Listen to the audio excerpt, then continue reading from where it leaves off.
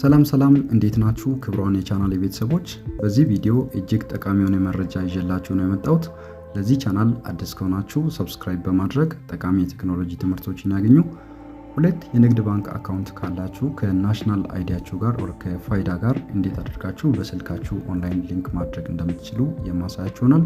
ከዚህ በፊት የመጀመሪያው አካውንታችሁን ሁለት አካውንት ካላችሁ የመጀመሪያውን አካውንታችሁን ከናሽናል አይዲ ጋር ሊንክ ካደረጋችሁ ሁለተኛ አካውንታችሁን በድጋሜ ሬጂስተር ማድረግ ወር ሊንክ ማድረግ አይጠበቅባችሁም ማለት ነው።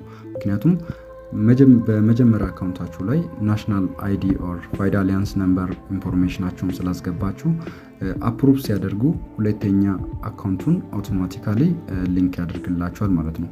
ለምሳሌ እዚህ ጋር አንድ አካውንት አስገብቼ ላሳያችሁ።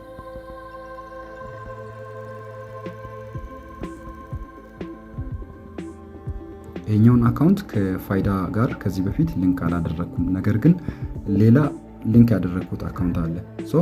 ጌት ኦቲፒ በተን ላይ አንድ ጊዜ ክሊክ ሳደርግ ምን አይነት ኢንፎርሜሽን እንደሚያሳይ ላሳያችሁ።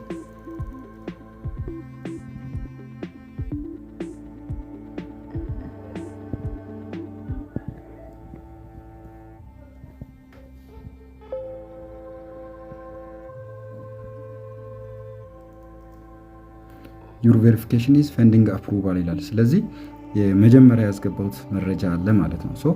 የመጀመሪያውን አፕሩቭ እንዳደረጉ ይሄኛውን አካውንት አውቶማቲካሊ ሊንክ ያደርጋል ማለት ነው። ስለዚህ አንዱን አካውንት ሊንክ አደረጋችሁ ሁለተኛውን አካውንት ሊንክ ማድረግ አይጠበቅባችሁም።